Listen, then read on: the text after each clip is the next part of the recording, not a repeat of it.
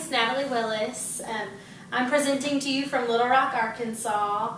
Just to clarify, I'm in my house. I moved the last day of school from Kentucky to Arkansas, so I don't have any colleagues or really any friends. That's depressing to share to yet. So we're in my office and I'm using my TV and my laptop, so I apologize. I'll be clicking.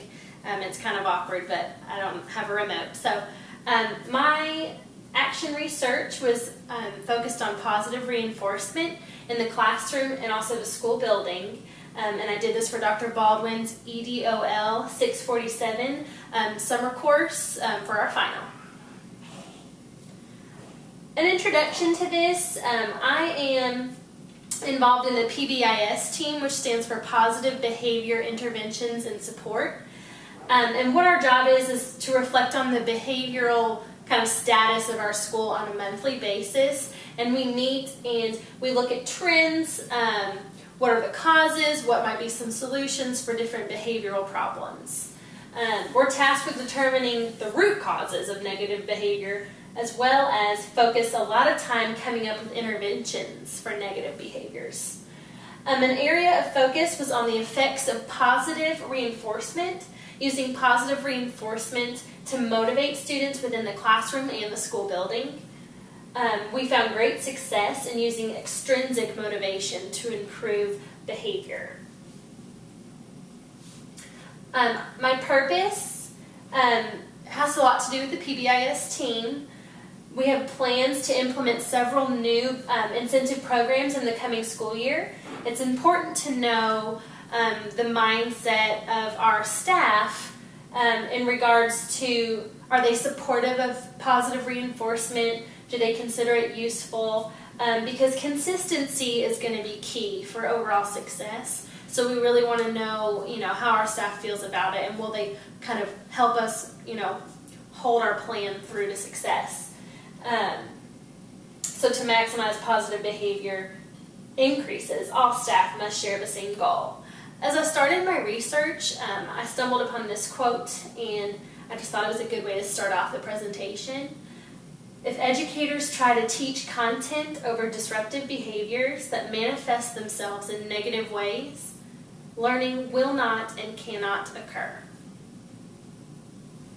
My research questions were: 1, what are teacher perceptions of using positive reinforcement in our school building? And what that really means is, are teachers utilizing that as a tool consistently? And then my second question is, what are some positive reinforcement interventions that can be put into place to increase positive behavior school-wide? My justification has a lot to do with the benefits of positive reinforcement. So what we'll see if we can implement this successfully is an increase in positive behavior school-wide, a decrease in referrals, suspension, detention, things like that, a decrease of in-class disruptions, which keep learning from happening, an increase in productivity in the classroom, an increase in student motivation, an increase in student achievement and growth, and an increased climate of teamwork in the building and among the students.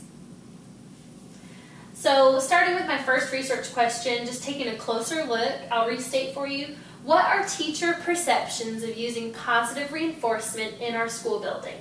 So what I'm looking at is what my colleagues thought about positive reinforcement. Do they think it works, and why?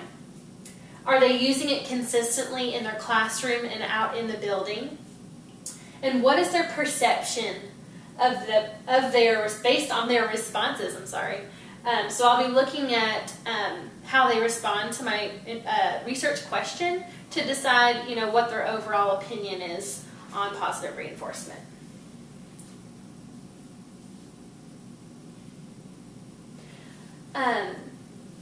For my literature review, I'm just going to kind of read you some of the main points that I found when I was conducting my action research.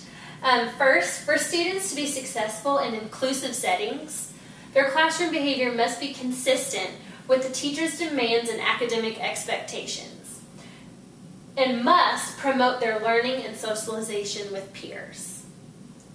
A school-wide approach to supporting the learning and positive behavior of all students involves the collaboration and commitment of educators, students, and family members. And that one really rang true with me.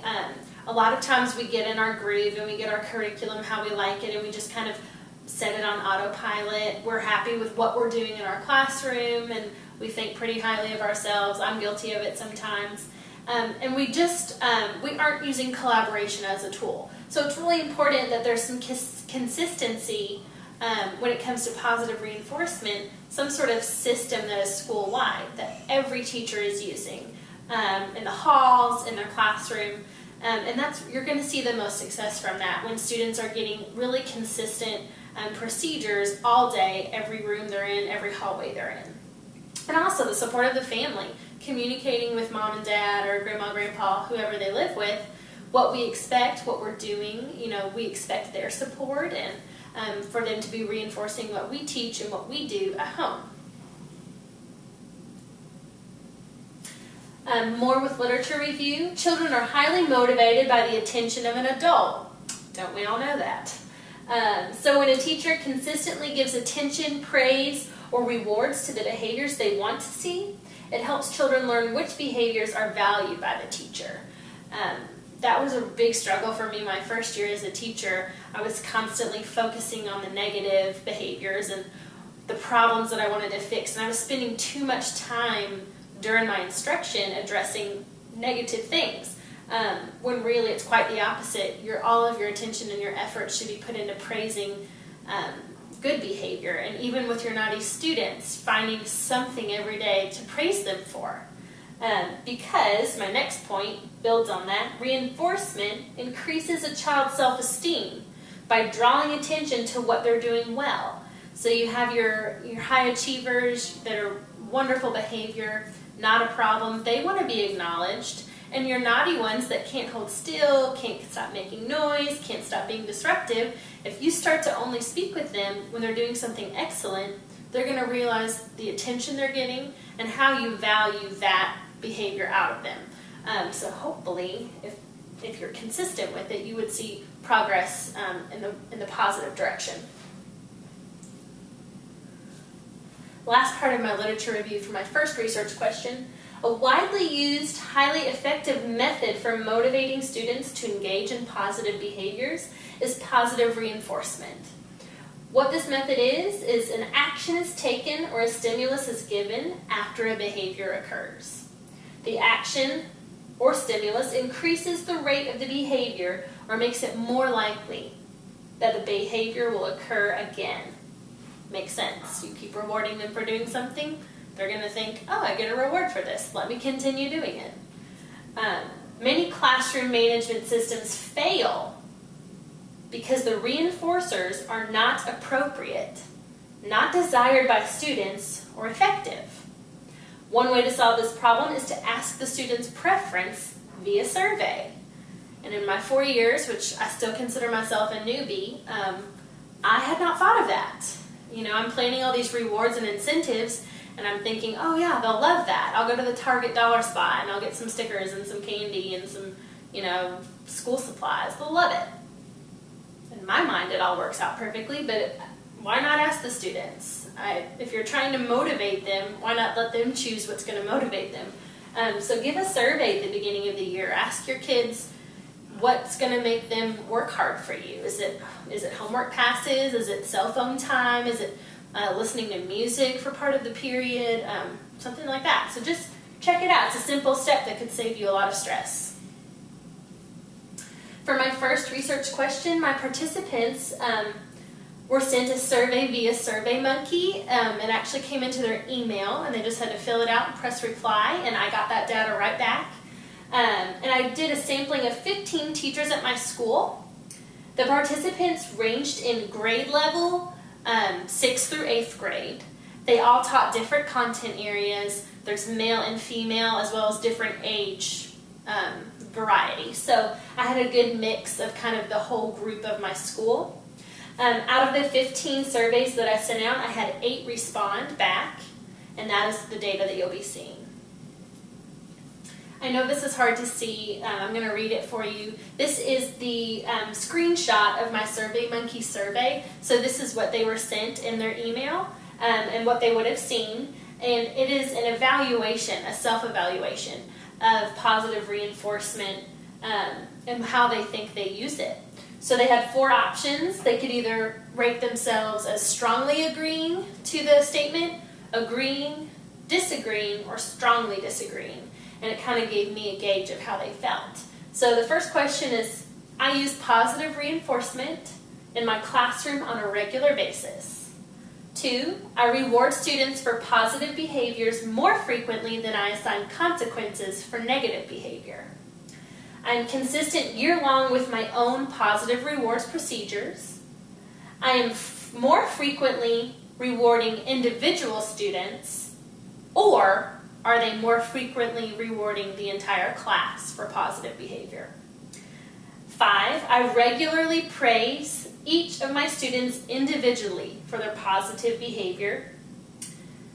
I regularly communicate to the parents positive praise of their successful student. 7, I use a school-wide established system to reward positive behaviors outside of my classroom. And what I'm meaning there is common areas, so the gym, the hallway, the cafeteria, the office, transition to and from class. And then lastly, I participate in the public praise of student successes. So in our school, I gave some examples to kind of jog their memory. We use something called proficiency stickers, and when students make any improvement, whether academically or socially, we have a team of women and men that put emojis on their locker, which they love, different emojis meaning different things. We have perform tickets. We're a visual and performing arts magnet school, so it's kind of a play on that, and it's just recognizing and acknowledging students visually on a board that are having success anywhere. We have announcements where we'll, over the intercom, kind of praise students, and then also we give awards. This is a lot. I know this is a lot going on. So this is the results of the responses to the 8 survey questions. And what you'll see is the question is labeled 1, 2, 3, 4, and so on. And it's a pie graph. So the colors are affiliated with how they rated themselves. So green being they strongly disagree, orange being disagree, blue agree, and kind of like a turquoise is strongly agree. So you can kind of look at each question and see what the majority of the responses were. Overwhelmingly, most of the responses are blue and turquoise, meaning it was strongly agree and agree. And just to clarify number 4, that was a little bit different of a question. And what this is saying is that 75% of the responses told me that they are praising individual students and giving rewards to individual students, and 25 reward the entire class when it comes to positive reinforcement.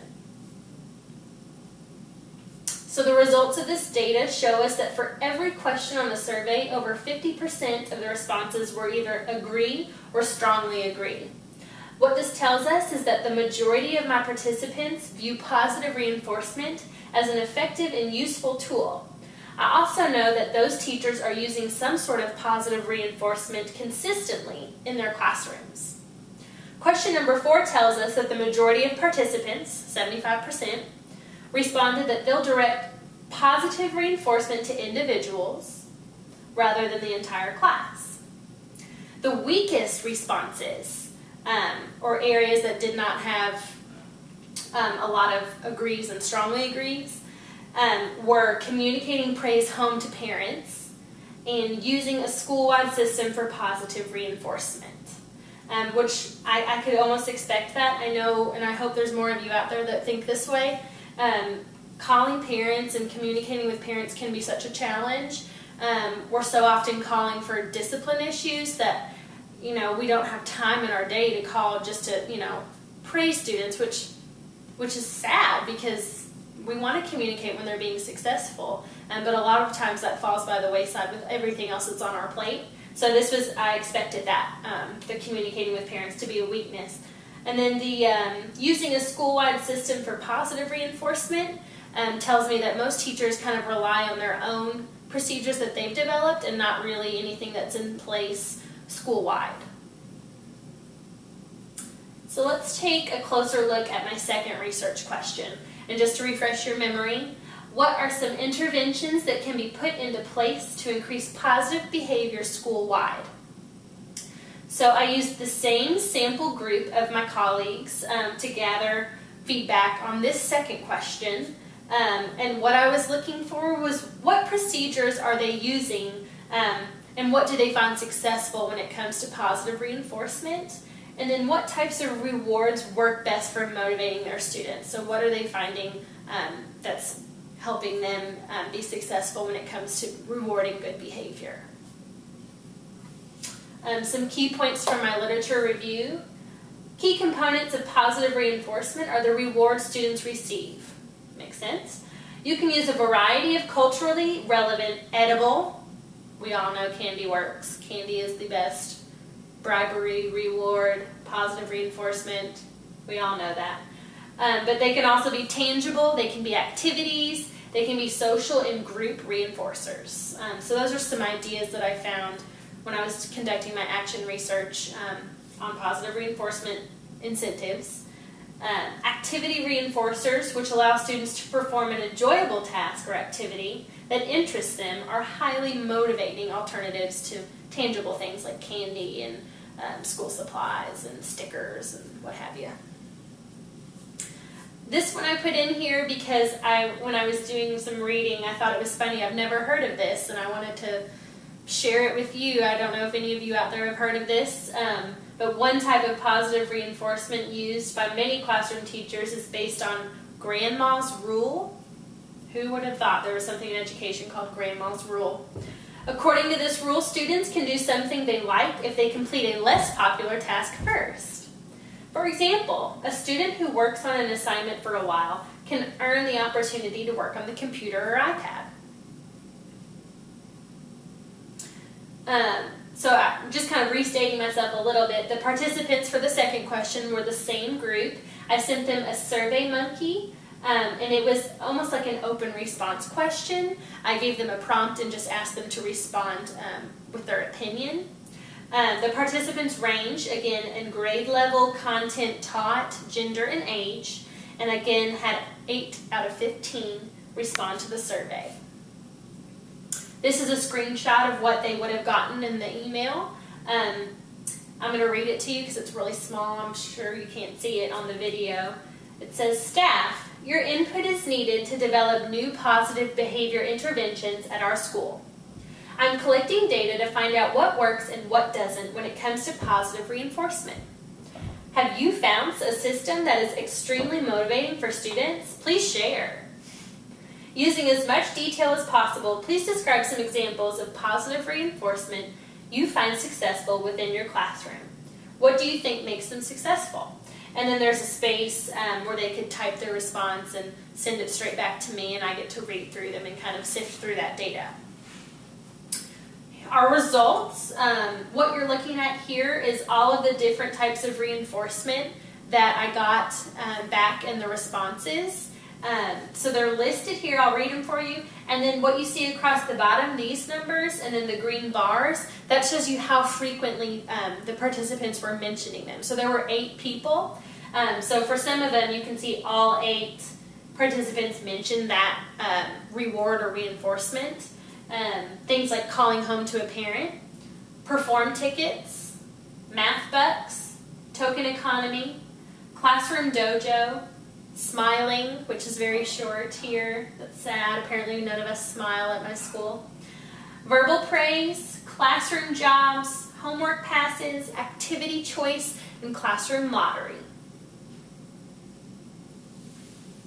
An analysis of this data, it's telling us that the top 3 positive reinforcers among the sample participants are calling home to a parent, verbal praise of a student, and activity choices, giving them kind of a free choice of some different things for a reward. The data also shows us the less popular practices are smiling, isn't that depressing? math bucks, which that makes sense. I only sampled, I think, 2 math teachers in that total group. So it would make sense that math bucks aren't on there very frequently because not everyone uses that. And then classroom lottery. Overall, there are a variety of positive reinforcement interventions being used at our school by multiple grade levels and content areas.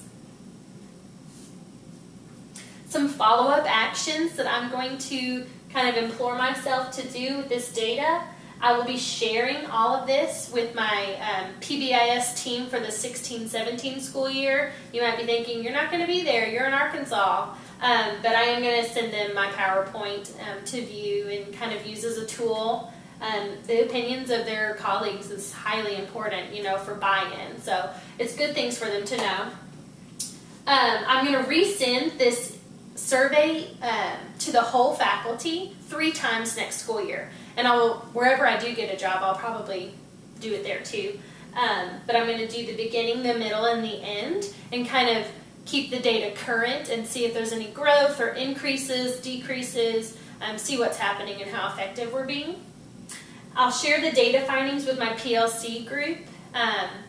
My PLC, because I'm a related arts teacher, none of them are in my building on faculty. They're all over the district, and we meet kind of at an outside location. So all of this data is going to be much different, and they haven't seen it or heard it from me yet. So I plan on presenting and sending this data to them. I'm going to try out some of the methods that my colleagues suggested. In my second research question, I got a lot of great ideas from things that they're using in their classrooms, which I love stealing good ideas from other teachers. It's one of the best tools that we have is each other. So definitely going to try some of those out. And then upon conducting this research, and reflecting on my own practice, I found that I'm much more frequently rewarding in the entire class and giving positive reinforcements to the group as a whole when they perform how I want them to. And I want to focus this school year on individualized positive reward and seeing if there's a difference, if I favor that more, and see what works for me best. So that'll be a focus and a follow-up action for me. In conclusion, through my research, I've found the benefits of using positive reinforcement and the importance of spending time praising the behaviors that I do want to see in my students while ignoring unwanted behavior. Through the implementation of effective positive reinforcement, my school can expect to see classroom distraction decreasing, growth in student achievement, and an overdrop in negative behaviors. In the coming year, to see growth, an emphasis should be placed on communicating to parents and consistent school-wide use of positive reinforcement, those 2 weak areas. It is beneficial to reflect on the common practices of successful teachers so that we can use that data to build strong PBIS program in the coming year. Here are my references. Thanks for watching, guys. Missing Kentucky today.